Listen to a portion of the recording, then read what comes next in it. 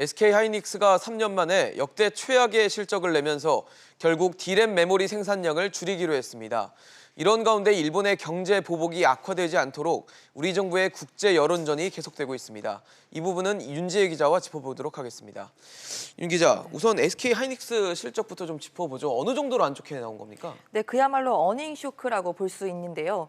SK하이닉스의 2분기 영업이익은 6,376억 원으로 1년 전과 비교해서 자그마치 10분의 1 규모로 쪼그라들었습니다. 네.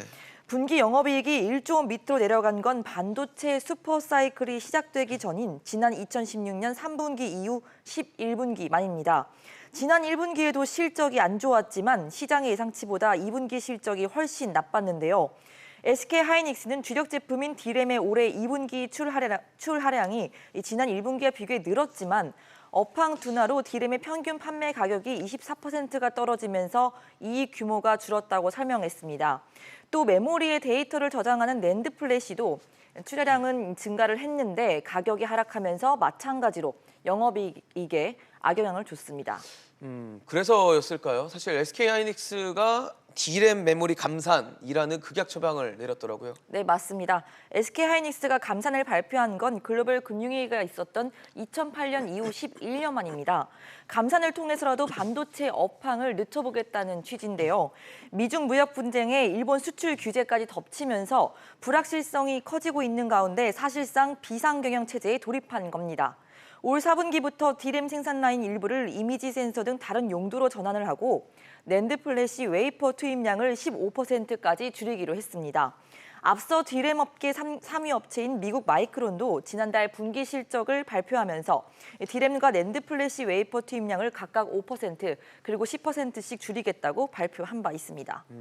여기에 또 일본의 경제 보복, 수출 규제까지 겹치면서 사실 반도체 업계에 대한 우려가 좀 크잖아요. 네, 맞습니다. SK하이닉스도 최근 일본의 수출 규제 관련해서 사태가 장기화할 경우 생산 차질 가능성을 배제할 수 없다면서 이 점을 예의주시하고 또 대응하고 있다 이렇게 설명을 했는데요. 네. 우리 정부도 세계무역기구 WTO 일반 이사회가 끝난 후 대응책을 마련하느라 분주한 모습입니다. 유명희 통상교섭 본부장은 내일까지 미국에 머물면서 한일 관계 중재를 위한 미국을 설득하고 있는 상황이고요. 유 본부장은 한일 갈등으로 인한 불안 심리가 반영돼 지난 2주 동안 D램 반도체 현물 가격이 23% 급등했다면서 세계 경제에 악영향을 미친다 이렇게 설명을 하고 있습니다. 또 스위스 제네바에서 WTO 일반 이사회 이틀간의 일정을 마친 우리 대표단은 오늘 오후 3시쯤 귀국할 예정입니다.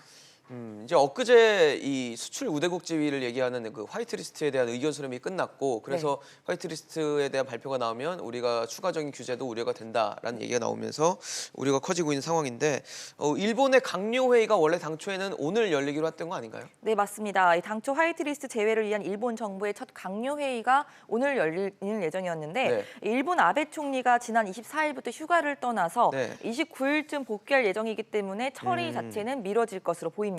네. 다음 달 2일 국무회의 때가 유력하다 이렇게 거론이 되고 있는 상황인데요. 요미우리 신문은 일본 정부가 이르면 다음 달 2일 열리는 가기에서 처리하는 방향으로 최종 조율 중이다 이렇게 전했습니다. 개정안이 가기를 통과하면 경제산업상이 서명을 하고 아베 총리가 연설을 한 뒤 나루히토 일왕이 공포하는 절차까지 거치게 됩니다. 그 시점으로부터 21일 이후에 시행이 되는데요.